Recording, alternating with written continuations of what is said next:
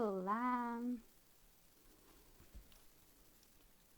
Oi, oi, oi! Tô aguardando aqui a minha amiga Di pra gente iniciar um bate-papo sobre autossabotagem. Vamos lá! Acho que ela já entrou. Oi, Bru! Oi, Débora! Oi, Di! Oi, Tudo como é que estão? bem? Tudo bem, meu amor? Deixa eu Tudo! tentar Muito colocar a bem-vinda! É uma honra te obrigada. receber aqui. Gente, para quem não conhece, essa, antes de mais nada, é minha amiga Di. Mas ela também é uma baita servidora da luz, também é terapeuta, também está nesse caminho do despertar da consciência. E hoje a gente está aqui para falar sobre autossabotagem, o que está por trás desse bicho-papão. Quem está pronto? Tá Di, quer se bom? Só verificar que apresentar tá bom. aí? Tá, meu amor. Só verificar. Tá bom o meu áudio? Tá baixo? Como é que tá? Tá bem bom, tá bem bom. E o meu, tá bom? Tá, tá ótimo. Ótimo. Bom, gente, boa tarde. Nossa, é um prazer estar aqui com vocês hoje, com essa maravilhosa Sara aí, que, enfim, foi um presente do universo para mim. Então, é um tema assim incrível, né? Que a priori ela fez esse convite, eu achei muito, muito maravilhoso a gente falar sobre autossabotagem, porque faz parte, né, da nossa vida, a gente está nesse processo de cura aí, então vai estar o tempo todo nos acompanhando, e é o momento, nesse momento da gente que está no autoconhecimento, né, da gente compartilhar, né, que o autoconhecimento ele traz isso, da gente se conhecer mais e verificar o que está por trás dessa autossabotagem, né? Então, achei o tema incrível, muito necessário para esse final de ano, né, Sara? Que a gente já vai Total. revisando o que Muito fez e o que necessário não para a fez. vida. Exato. Então, esse final de ano aí tá aí para a gente refletir, e esse é um momento maravilhoso para a gente olhar aí para as nossas questões, né? E tentar fazer diferente ano que vem aí, tentar avançar. Sempre é Então, eu tempo, sou, né? então também sou terapeuta multidimensional também, junto com essa maravilhosa aí. Também atuo aí em outras técnicas energéticas. Estou nesse caminho aí para contribuir também nessa jornada aí maravilhosa do conhecimento. Ai, gente, estou muito feliz aqui. É um prazer estar aqui, viu? Maravilhosa. Gente, a gente não vai se estender muito, não. A gente pretende ficar no máximo 30, 40 minutos. No entanto, a autossabotagem é como se fosse um iceberg. Ela é só a pontinha. Tem muita coisa, então, para a gente destrinchar sobre isso. A gente vai trazer alguns tópicos aqui que a gente considera os principais, mas lembrando sempre que cada ser é único, né? Então, cada um pode ser pego em algum nível por algum aspecto, né? Então, vai ser numa estrutura de bate-papo mesmo, a gente não vem aqui só para passar teoria, né? E quem tiver dúvida e coisa assim, pode mandar no bate-papo também. Fiquem super à vontade, né, Di? Sim, meus amores, e aproveitem também para mandar aí o aviãozinho para esse tema aí maravilhoso aí, para clarear mais aí a mente, porque eu sempre falo, gente, se pudessem ter me avisado isso uns anos atrás sobre essas informações incríveis, nossa, é muito bom, gente. Então mande aí para os amigos, para quem aí está precisando mesmo de conhecimento, que a vida está travada, não anda, não sabe por quê. Porque eu digo assim, que a cura está na consciência, né? A gente tendo consciência, a gente já vai aos pequenos Cura passos, tudo. né? Exato, exato.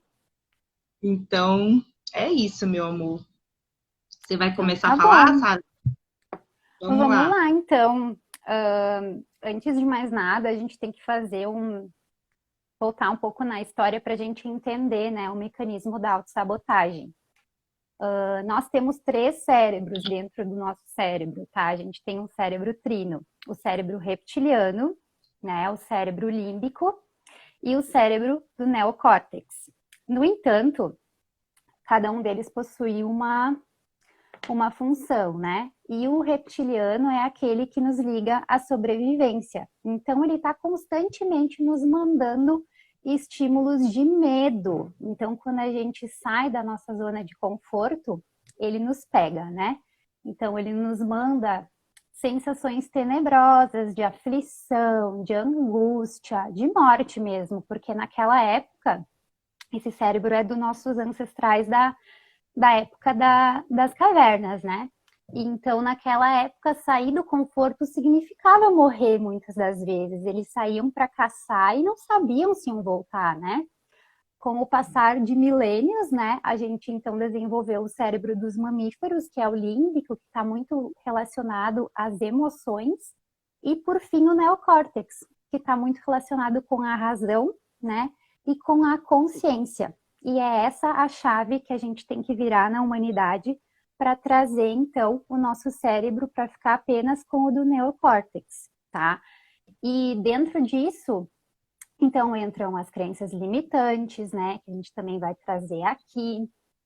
Entra, então, toda essa falta de consciência, a criança interior e todos os medos, né, que eu já comentei. E a gente, então, vai estar trazendo, então, um pouco desses aspectos para vocês tentarem, né, assumir o comando da mente, porque a maioria das pessoas está refém da mente, está sendo levado por ela como uma coleira, né, não está no seu centramento, não está conseguindo realmente agir com a consciência. Então, é sobre isso que a gente vai abordar bastante hoje, tá? E vamos lá, então. Qual tópico tu quer começar, amiga, a falar, além desse? Olha, eu acho a gente pode falar já um pouquinho da criança, né? Se você quiser, a Pode? gente já pode iniciar um pouquinho, Pode sim. porque a criança já pode ser? Então tá. E aí você pode falar Pode. depois das nossas ações, né, autossabotadoras, que é muito importante a gente explicar e já pega o gancho dessa criança aí, né, tá? Então, assim, Sim. gente, a criança interior, ela é um arquétipo, né, que existe em nós. A gente tem essa criança interior e a gente traz ela para a nossa vida enquanto adulto. Só que como a gente está trazendo ela, de que forma a gente está trazendo ela, se é saudável, né, ou se ela está doente, se ela está precisando de atenção, acolhimento, aí é que está a grande questão, né? E aqui até fiz algumas anotações. Essa criança de 0 a 12 anos, ela está muito sugestionável, ela está muito, digamos assim, ela não tem filtro, né? As ondas cerebrais Uhum. dela são sensíveis a receber tudo que está sendo ensinado para ela, tudo que está sendo passado para ela, né? É uma criança, ela não tem essa autonomia de saber o que é certo, o que é errado. Então, ela vai recebendo várias informações dos pais, dos avós, né? Então, ela vai integrando isso sem tendo a consciência. Então, nesse período que a Sara explicou muito bem no início, né? Da questão até mesmo da mente consciente, da mente subconsciente. Nesse momento, a criança, ela está muito no subconsciente. Ela não tem realmente a noção do que é o bom para ela. Ela vai simplesmente acolhendo aquilo que os pais vão ensinando, né? Então, por exemplo, se o pai, né, ensina para a criança que dinheiro é a raiz de todo mal, a criança já pega isso como verdade absoluta, né? E Já ela se vai cria a raiz da crescendo, escassez, né? aí já Desde cria a pequeno. raiz da escassez, exatamente, aí já cria uma Sim. crença, né?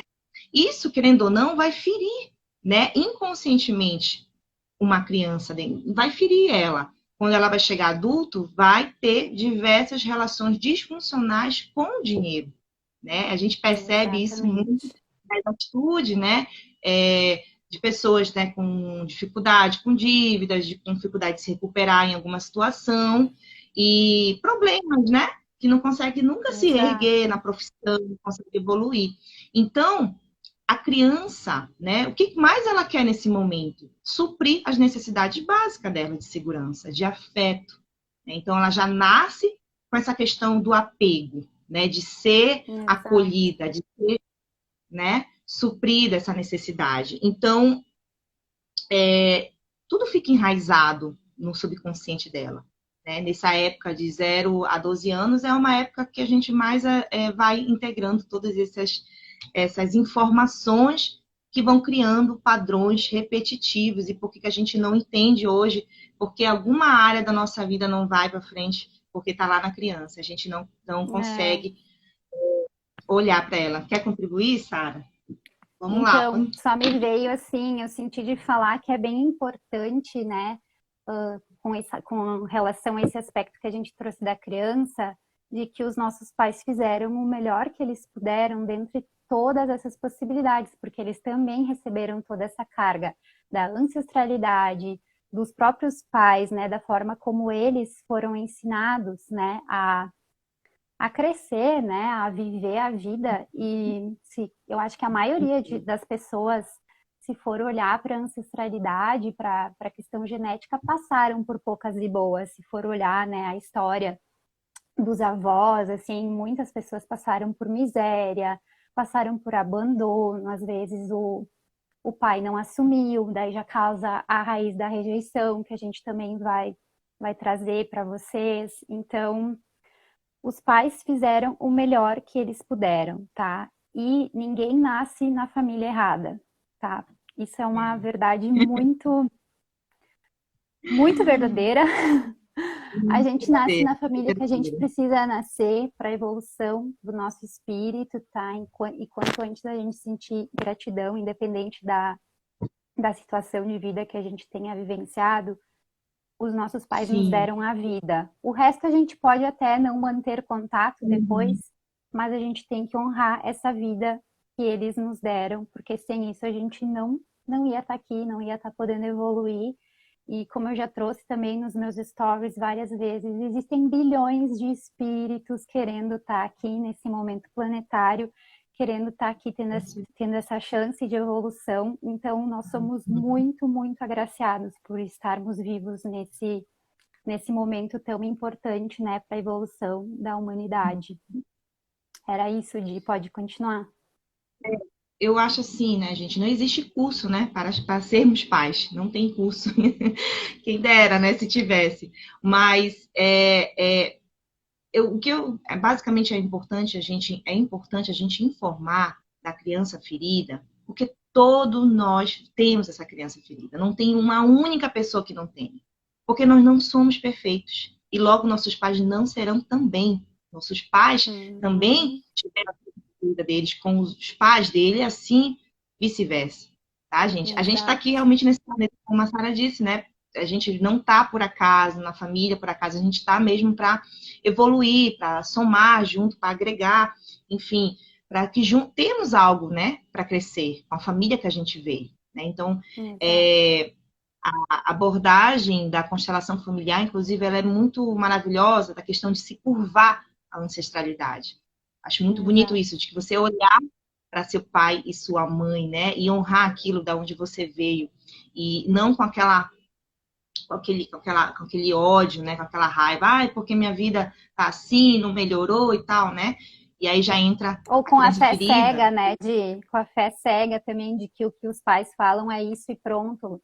Eles também estão E, passíveis de erro, né? A gente não necessariamente precisa seguir os padrões que eles tiveram, a gente pode mudar a história até mesmo para os nossos sucessores e quebrar esses padrões, né? Que às vezes os nossos pais, avós, tatas já estão carregando há muito tempo. A gente pode ser o ente querido que encerra esse ciclo de repetição também. Isso é tudo uma questão de escolha, né, e de força interna para fazer esse movimento também, porque pega muito aquela questão do pertencimento, né?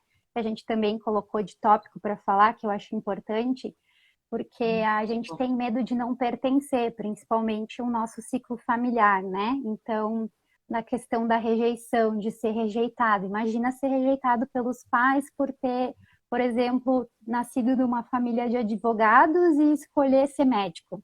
Isso é muito difícil para o espírito fazer esse movimento, né? Mas sim, não é à toa que a gente nasce com essas vontades, né? E a criança interior traz muito disso. A gente sabe muito bem o que a gente veio fazer aqui na infância, a gente traz essas propensões, né? E existem muitos sinais, né, de coisas que a gente gosta de fazer e tudo mais, mas poucas pessoas seguem esse chamado do coração, o que é uma pena, né, para a humanidade. Verdade.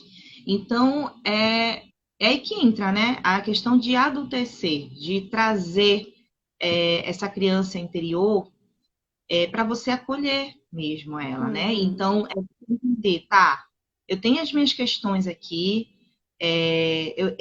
reconhecer, porque às vezes a gente está tanto apegado no padrão repetitivo, gente, que a nossa vida está um ciclo vicioso, não saímos do lugar porque a gente não consegue nem se permitir a sentir o que a gente tem, né? E sentir já é um processo de cura. Então, quando eu não estou me permitindo a sentir, eu não estou acolhendo a criança. Não adianta. A criança ela vai estar lá gritando, puxando a tua saia, puxando a tua calça, pedindo ajuda, me olha aqui, e você está ignorando. E aí a sua vida vai virando bolo de neve, né? e E tudo aí que entra o bloqueia, né?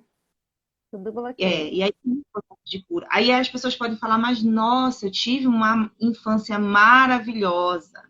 Não tive trauma. Gente, os traumas eles são visíveis e invisíveis.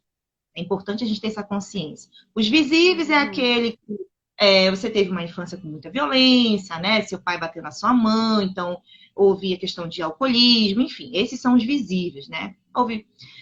E tem os invisíveis, porque os seus pais, para eles poderiam ser os melhores, te deram tudo que você pode imaginar, né? Mas você, enquanto criança, a gente, como não somos perfeitos, sempre, de alguma forma, a gente sente que nós não fomos atendidos em alguma área da nossa vida pelos nossos pais. Em algum momento, a criança, ela vai se sentir rejeitada ou abandonada com alguma ferida. Vou dar um exemplo Sim. aqui, sabe? Que eu acho que é muito comum, sobre a autenticidade, né? A criança, digamos que demonstra, a criança tá toda animada, tá correndo pela rua, tá agitada, e o pai lá vai, se comporta, menina, não faça isso, Sou né? Fecha a indecente. perna, olha como Uhum, já está reprimindo, né? O uhum. jeito da criança, como ela está se expressando naturalmente. Isso já Aí vem aí a começa vergonha, né? A timidez, a introspecção, às vezes muito exatamente. profunda. Exatamente. E E eu acho que é aí bem começa importante falar também que quando a gente não está na neutralidade, a gente considera as nossas memórias ou muito boas ou muito ruins. E todas as sim, memórias são falsas. Essa é uma chave. Todas as memórias são falsas. Quando a gente se prende a uma memória, a gente deixa de viver. Por exemplo, eu tinha um ex que era muito maravilhoso. Depois disso, eu vou ficar sempre projetando ele em todas as demais relações, porque eu me prendi a essa memória que nem era verdadeira. Muitas vezes o cara nem é legal contigo, não te trata bem, te trai e faz N outras coisas, mas por causa de uma coisinha ali que tu se apegou do início, tu coloca ele num sim, pedestal e tu começa a sim, projetar ele em todas as demais relações, às vezes também com a questão do pai, né? De quando o pai é muito maravilhoso com a gente projeta e busca o príncipe onde é encantado. Só que príncipe exatamente, encantado não existe, gente. Isso é uma coisa da Disney. As pessoas, todas elas um vão ter, casamento né, os seus dentro do defeitos e é isso que vão fazer elas únicas, né? Se todo mundo uhum. fosse assim perfeitinho, ninguém ia se É, interessar por ninguém. É a sua singularidade que vai atrair o outro, né? É a nossa esquisitice às vezes, né, que veio até fazer a diferença no mundo. A gente às vezes tem algo que só a gente sabe fazer. Nossa energia é única e às vezes a gente se trava, né? Então é é. bastante coisa para a gente analisar onde a gente está se auto-sabotando, porque o buraco é bem mais embaixo do que a gente imagina, né? Gente, as nossas feridas, né, elas vêm, eu digo sempre assim, quando tem uma ferida, né, causa uma ferida mesmo que seja invisível, né, nascem várias crenças aí. E as crenças, elas vêm tanto dessas feridas como dos hábitos que a gente vê dos nossos pais.